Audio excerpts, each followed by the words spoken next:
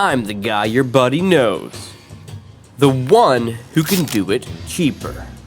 No training, no safety, just a grinder I found on Facebook Marketplace and blind confidence.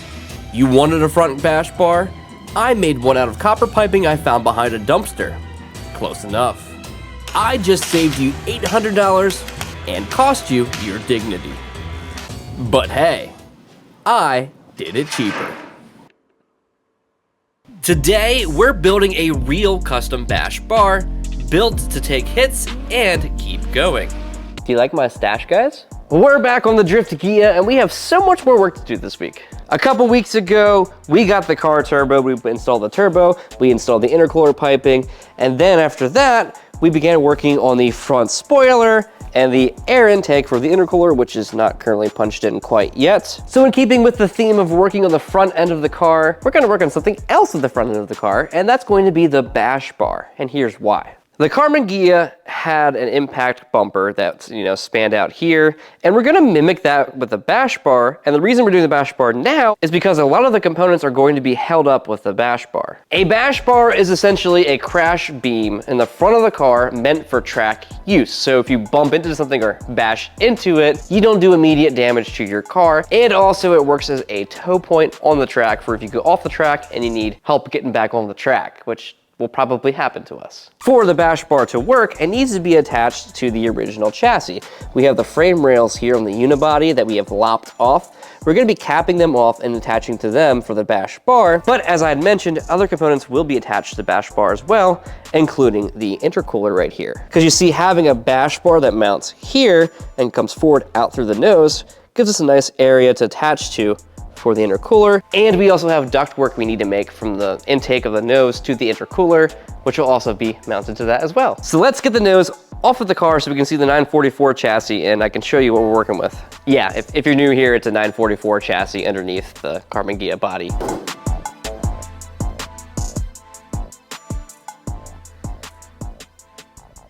So to properly get to these rail ends and do the work I need to do, I'm gonna pull the intercooler and charge piping off. It's just kind of in the way right now. Even though, of course, the bash bar is gonna go around it, I just don't wanna risk damaging it for no reason. Wow, it looks a lot more boring without the intercooler and charge piping. So the two rail ends here are not cut equally yet. I had just eyeball cut them initially to get them out of the way. So we're gonna trim back this one to be equal to the other side. And then we're gonna go ahead and cap it with plate steel and figure out a way to get it really reinforced and solid in this rail end. That cap is going to be the basis for our bash bar, which is also going to be removable. So I'm gonna have to have nuts welded in there that we can thread bolts into, and the whole 9 yards. So first things first, let's cut this thing down nice and square.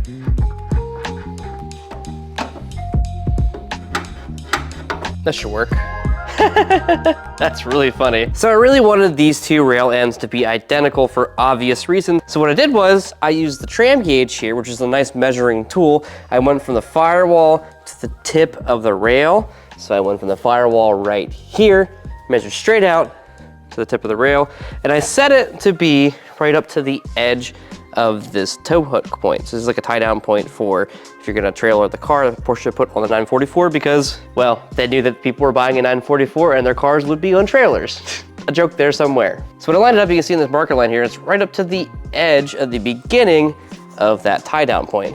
On the other side, here's the exact same measurement. And you'll notice that it cuts into the tie down point a little bit there, just a little bit. They didn't do a good job of matching these side to side. It looks like, honestly, they just kind of slapped it on and welded it and went on their way. Thankfully, it looks like I can still cut it anyway, and I'll just nip off some of the weld, and then I'll just re-weld it, because I don't really feel like removing that or trying to balance it out, because it doesn't really matter, but just kind of funny.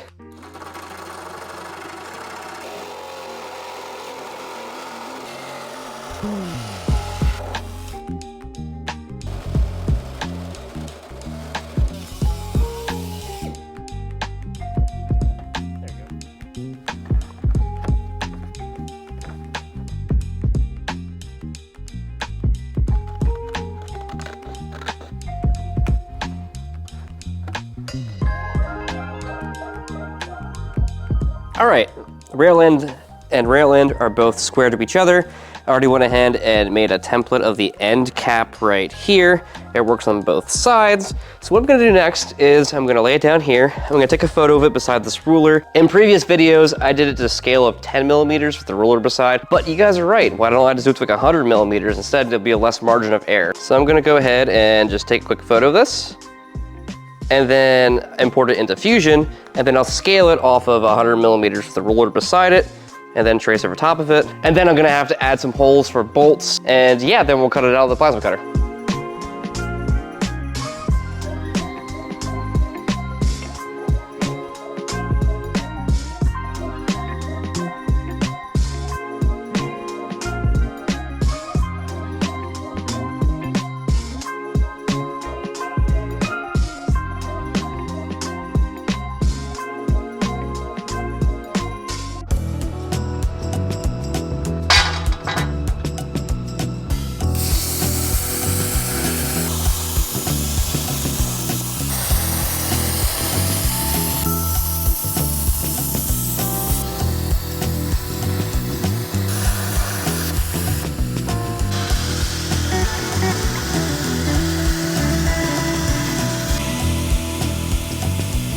So I have the two end caps cut out. These two holes are 80 millimeters apart from each other.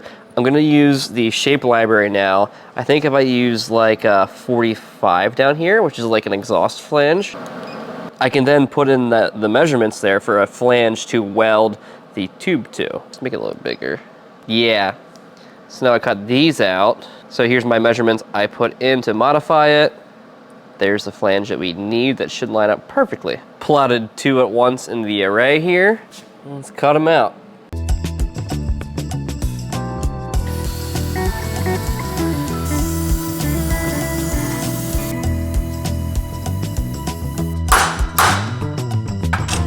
This is so satisfying.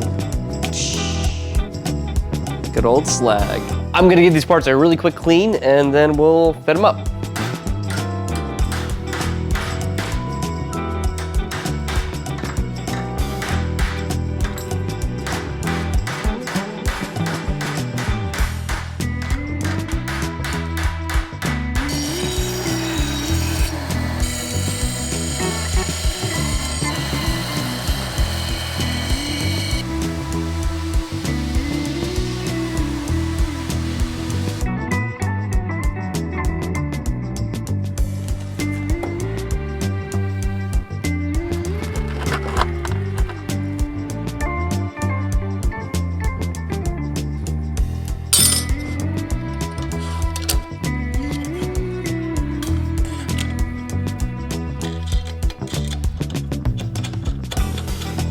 Nice.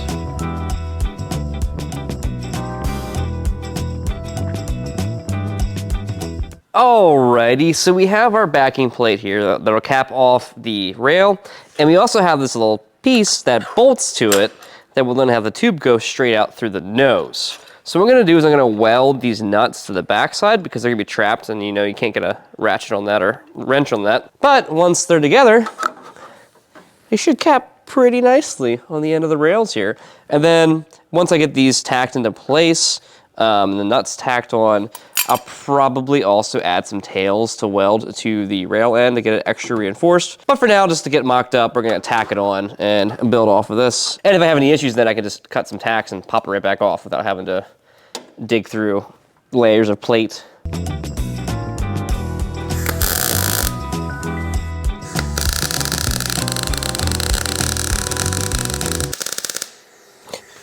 Frick my shoe, man! Ouch! I hate when that happens. This is why I use a TIG all the time. And I'll get the paint off so I can weld it.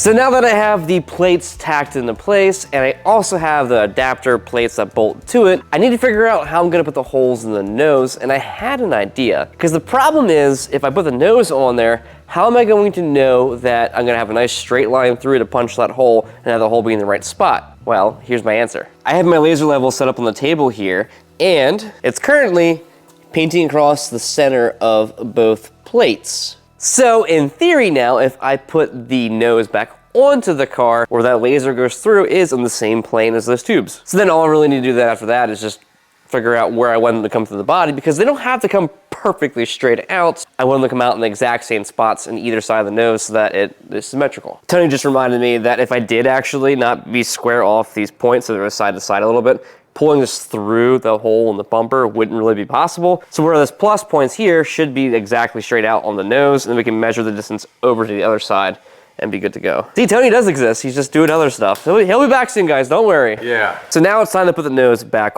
onto the car and get those holes made. Get my measurement so it's identical.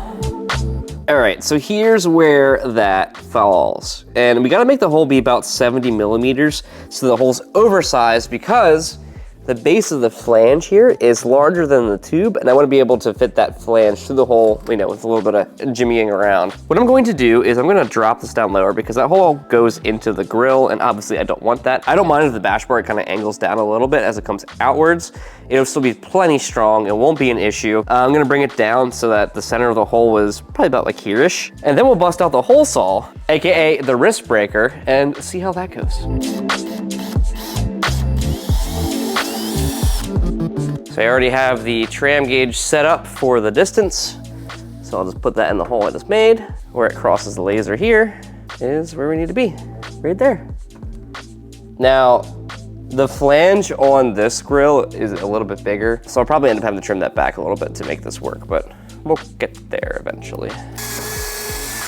I really hate hole saws, especially old ones like this that are kind of beat up.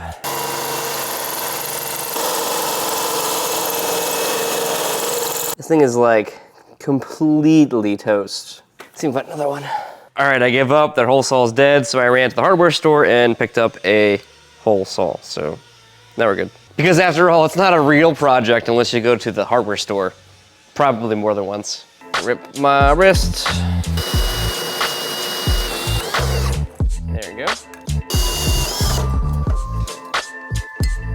There we go.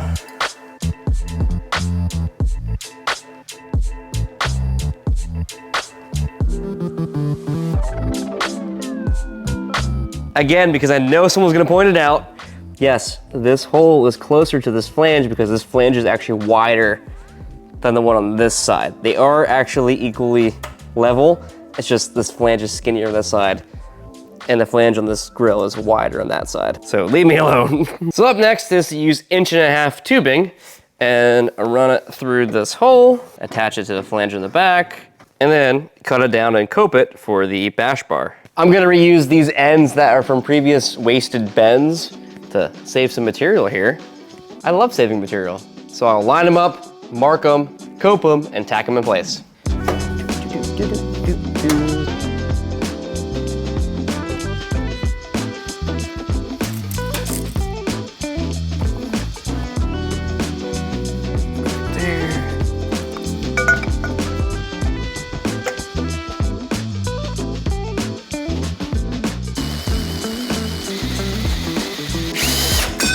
Woo-hoo-hoo-hoo!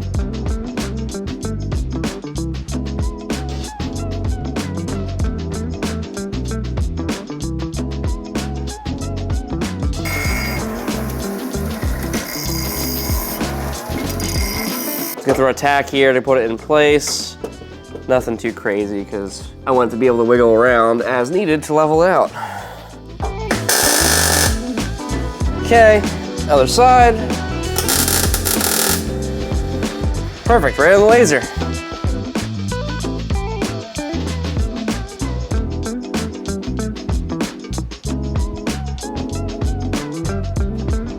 Alrighty, so I have the laser painted across the top tip edge of this fish mouth here. Same for the other side. So we're level across, it's sticking out the same distance.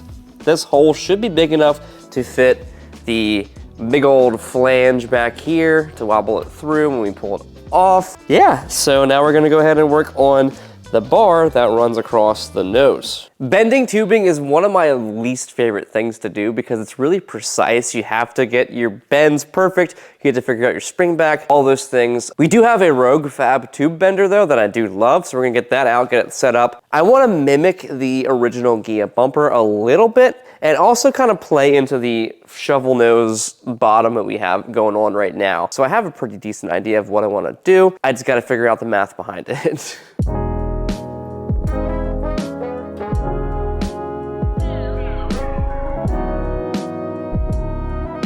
Many of you probably already know what this is, but this is the Rogue Fab tube bender. I like this bender because rather than being like a horizontal bender, it's actually vertical and I have lots of ceiling space. Now, if you wanted one of these and you did not have high ceilings, don't worry, you can just use it outside. Then you have infinite ceiling space. So first thing I'm gonna do is cut this tubing down to size because it's way too long. And then we'll figure out our bend, where it's gonna be on the tubing, and then we're just gonna bend it. One thing I'm always afraid of is if I do a bend in the center, then I have a tail that's too short. So we're gonna oversize this, and then I will get it tacked in place, and then we'll cut it to size, just as a layer of safety.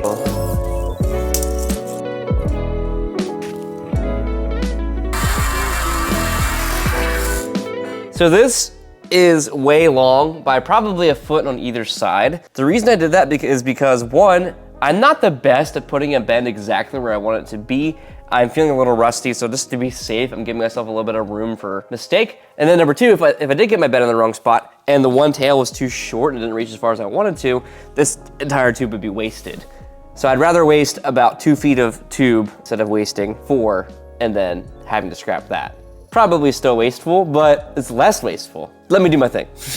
Rather than measuring the bend, I'm just gonna bend it a little bit and test fit it, which is one thing that's nice about the Rogue Fab bender is you put a block on there and you can take it back off and put it back on to bend it some more, and it's not an issue. It's very easily repeatable. There. Like that. Put her in the machine and bend her.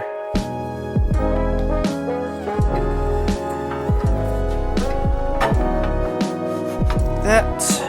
Now we're gonna go into tubing bending in a later video when we do our roll cage and the basics of it and how it works. For sake of this video and getting stuff done, I'm gonna roll through, but you can look out for another video in the coming months of, well, probably coming weeks actually, of doing the roll cage on this car. Because we're gonna do a lot of bending. And because I haven't done this in a while, this is a good refresher. All right, she's ready to go. Let's just give it a little bit of a bend. I don't wanna do too much.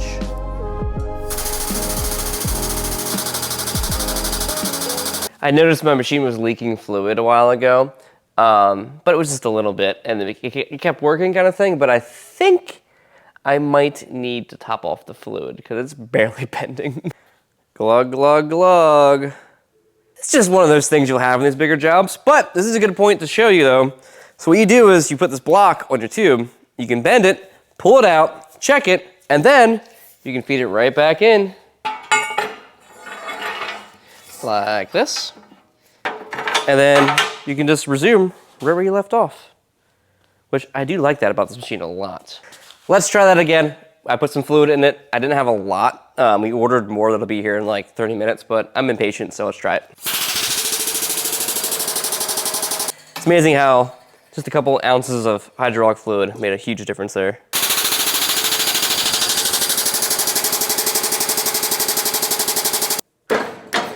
Pop her loose and see how this looks. My block might get in the way a little bit here, but it's just for concept. I'm gonna go another like 4 degrees, I think.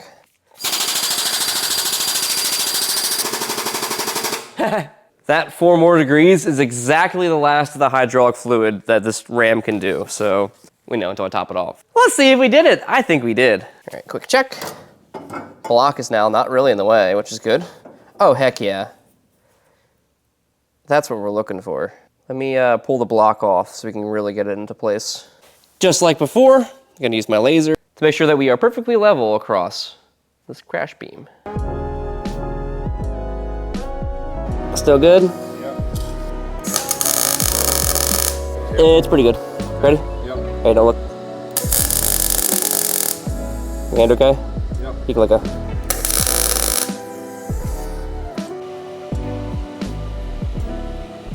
All right, I got the peak resettered after some fiddling there with Tony. It's looking pretty good. It's way oversized, that's okay. But before I do anything else, I kinda wanna lock it in place. So I'm gonna put some more tacks and fill some gaps and stuff. Cause when I coped it, I had my angle off a little bit. It's not really a big deal. I'm just gonna fill it with weld. In fact, it'll penetrate better that way, right? So we're gonna weld these a little bit better, just to make sure it doesn't move around. And then we'll cut off the ends and go to the next step, which is making it look pretty.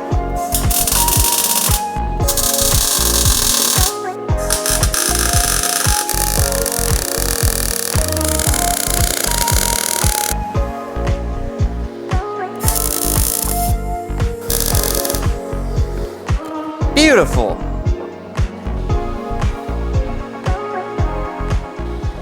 I just welded the tops now just to make it kind of more solid. I'll worry about the underside and everything else when I pull it back off to weld it on the table. Let's cut the ends off.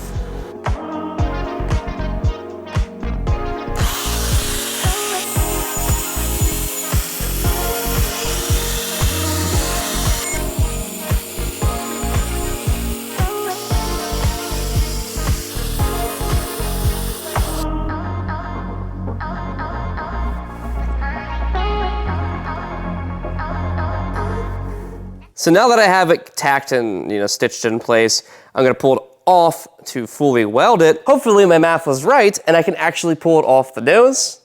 Let's find out. So what's next? After I weld it, I'm gonna make these little pieces that cover the top of the tube and kind of mimic the Ghia original bumper. And I think we're gonna have some fun twists to that. But we'll do that after we weld it.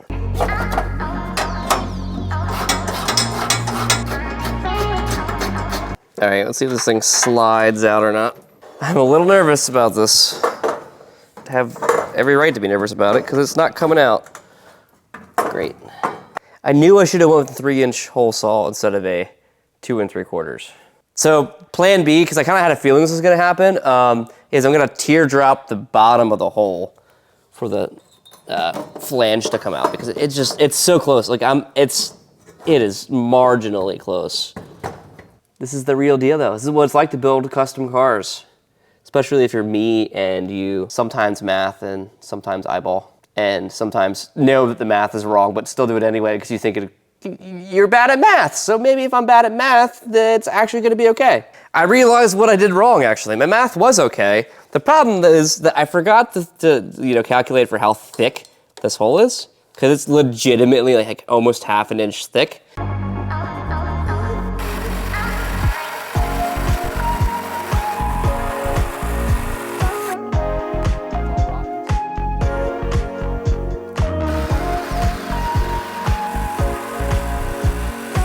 Now let's try again. This is gonna be a Tony I told you so moment because he said to teardrop the bottoms and I was like, nah, I'm gonna start with a circle. It'll be fine. If not, I'll teardrop it, but I won't have to. Hey, there we go. Now I'm gonna weld this on the floor like a Neanderthal because I have a fancy welding table, but I don't wanna get slag all over it yet, so I'm just gonna weld it on the floor.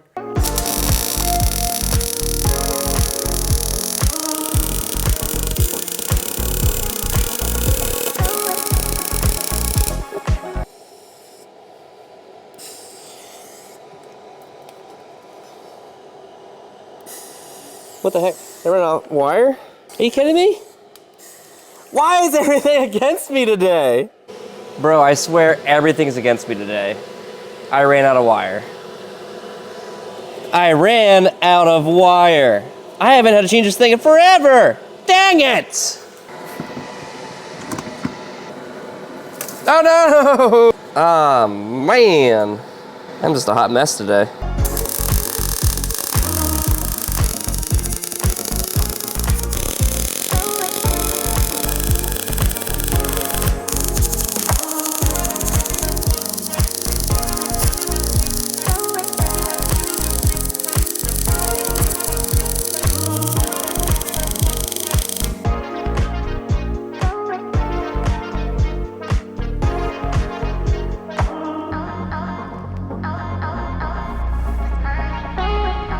Simple, yet effective. Because I know someone's going to say it, wear sleeves when you weld. I was excited and I forgot to put my sleeves on. Wear sleeves when you weld, protect your skin. Don't do what I did. That out of the way, I'm going to go ahead and clean up the metal because it's all of it's been mill scaled and nasty. And then we're gonna put it back on the car. And then we're gonna shape some sheet metal.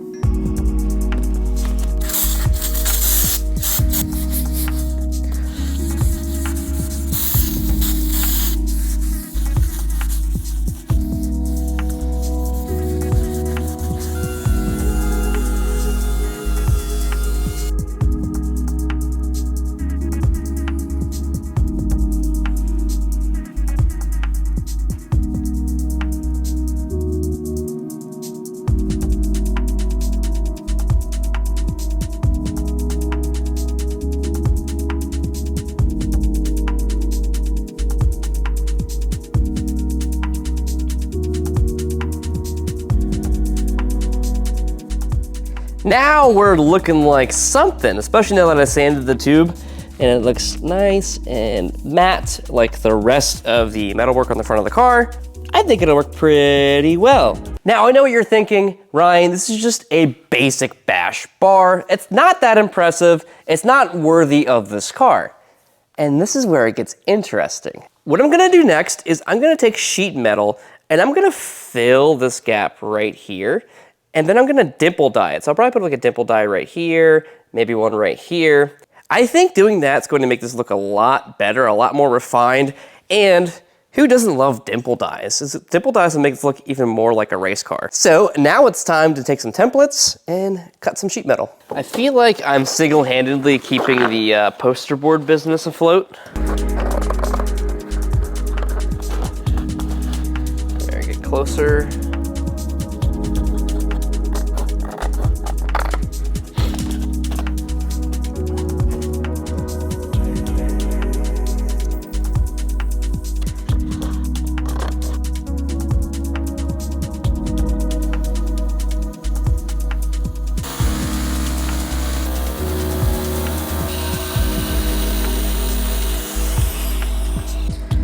Make one first and then do the other side because I want to be certain this is what I want it to be before I, double it over. Okay, so this will fit about right there. I think that'll fit just fine. Dimple die right there, down. That will look sick. So this is a dimple die tool right here. You have a bolt and then you have these like concave shapes that get punched into metal. So what I'm gonna do is I'm gonna use this 1.5 inch dimple die. I'm going to drill a hole right here, and then I'm gonna size it up to be the inside size of this bolt. And then all we gotta do is clamp it down, and then it'll dimple die that.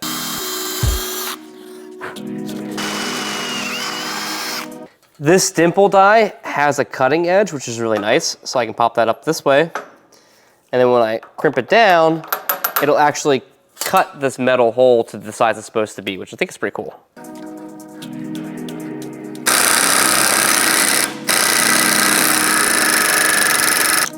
Remember kids, always use chrome sockets with your impacts.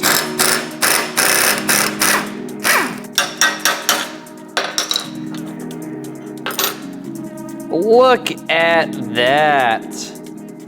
That is so cool.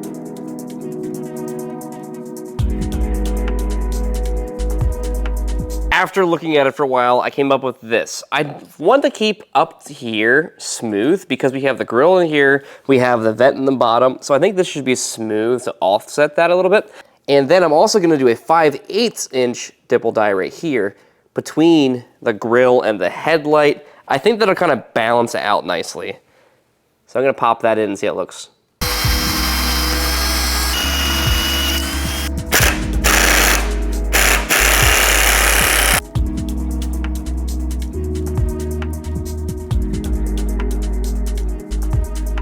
This is not what we discussed. I'm gonna kick you. Yeah, we didn't discuss anything except that we would put dimple dies in.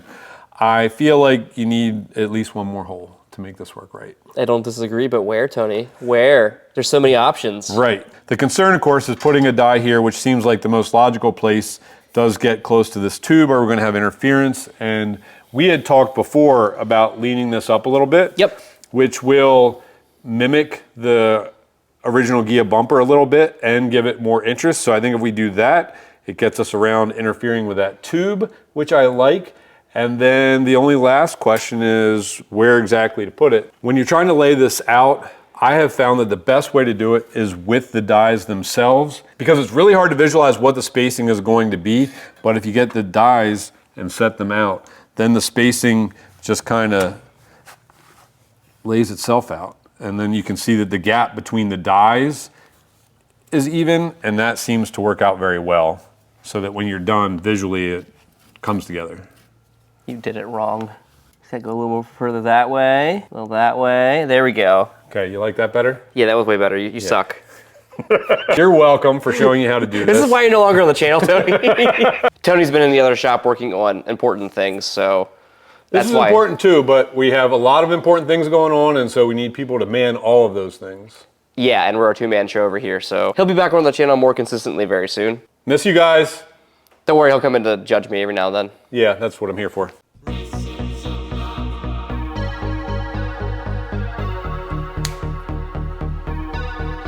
Nice.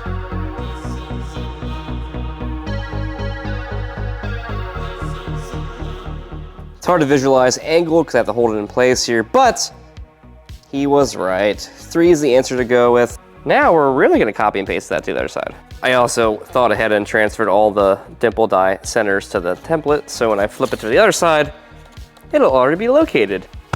Good job, me. Good job, me. I'm gonna blast to the other side, so that means it's time for Ryan Simulator again, where you get to be me, but without their overwhelming credit card debt. See, this is why you wear sleeves when you weld, even if it's only for a couple minutes. Whoops.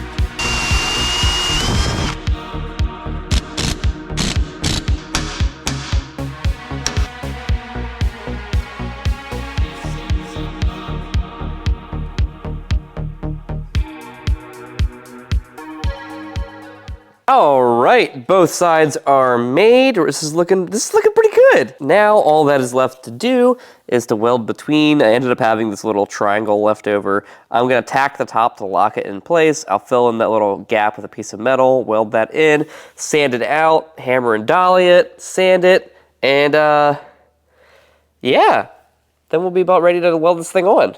This is definitely a mustache car. Like, you have to have a mustache to drive this car. I mean, just look at that. You can imagine, you know, me in there with my little mustache sitting in this car. It's a mustache car, 100%. And I remember my sleeves. Too bad I can't undo the damage.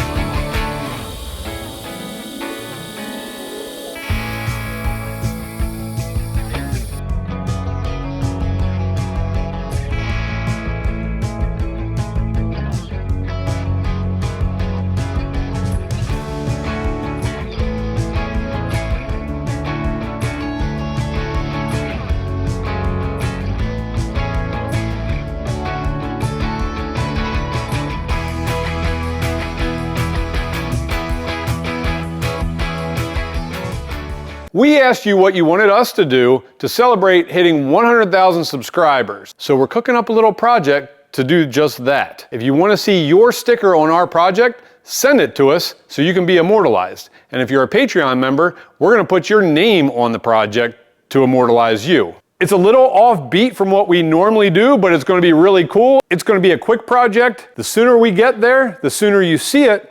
So share our channel with your friends and help us get there as quick as we can.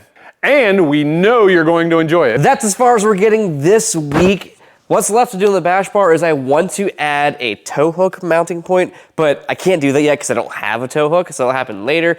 But now we have a point to mount the intercooler off of, as well as the vent work for the intercooler up front. And of course, like Tony just said, send us your stickers. I want to cover our project in your stickers and keep them YouTube guidelines appropriate, please. Address is in the video description. So thanks for watching, guys, and I'll catch you next week. And thanks for hanging in the shop with us. Also, feel free to mail me snacks. I like snacks.